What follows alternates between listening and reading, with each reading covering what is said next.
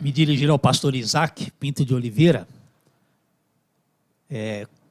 Lembra assim, pastor Isaac, como foi os primeiros contatos que teve com o missionário Horácio Ward, que foi o fundador da nossa igreja aqui no Brasil, em 1937? Como é que foram assim os primeiros contatos que o senhor teve com ele, ou que ele teve com a sua família, porque o senhor deveria provavelmente ser pequeno, né, ser criança nessa época? O que o senhor se lembra assim que teria um destaque importante para os nossos ouvintes nessa tarde? A paz do Senhor para todos, que Deus esteja nos acompanhando aqui neste podcast, né? Principalmente nas nossas respostas. Pastor Ademir, a questão do missionário Horácio Ward, eu só fui o conhecer, assim, pessoalmente, né? Provavelmente quando eu já tinha meus 10 anos por aí.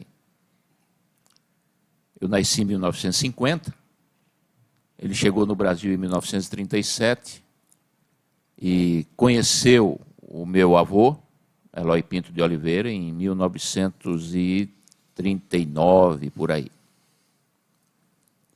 E fizeram uma boa amizade, os dois, juntamente com o irmão Chester Miller. Então, eu realmente vim conhecê-lo mesmo quando ele se hospedava na nossa casa, né? Na casa dos meus pais, lá em Recife.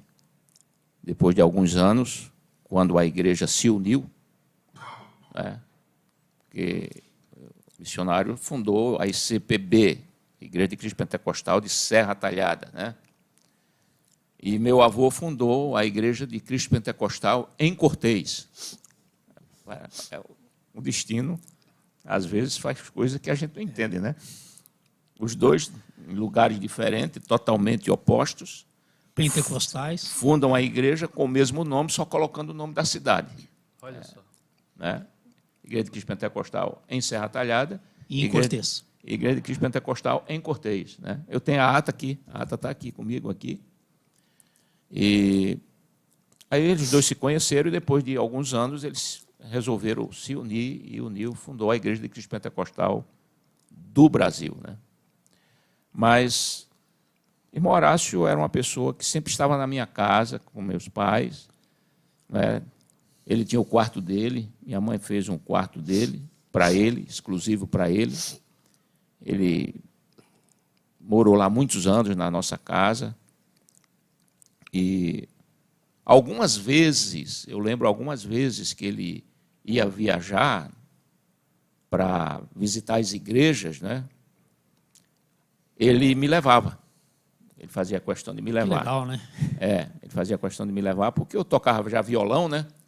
Então, acho que ele gostava porque eu tocava violão, ajudava ele. Ele tinha um bandolim, não sei se os irmãos lembram. Sim. O pastor lembra dele? Lembro. Ele tinha um bandolim e eu tinha um violão, então a gente fazia uma dupla, né? Mesmo eu criança, aí, meus 12, 13 anos, mas eu sempre viajava com ele, né? Então, tenho essas recordações dele, né? Não são grandes recordações, assim, vamos dizer, grandes recordações, assim, muitas recordações, né? Porque logo em seguida ele veio aqui para o sul, para o sudeste, né? E aí depois só aparecia lá em Recife, quando ele precisava visitar alguns irmãos lá no Nordeste e tal. Mas eu tenho grandes recordações dele. Eu tinha mais aproximação, pastor Ademir, com o Chester Miller. Chester Miller eu tive mais aproximação, né? Irmão Fru foi muito pouco, porque o irmão Fru morava em Caruaru, e de vez em quando aquele ia lá em Recife, alguma coisa assim. Mas eu tive mais aproximação com o reverendo Chester Miller, mesmo. Assim, aproximação de ter contato com ele, né? Inclusive, depois que eu vim aqui para o Sudeste, né?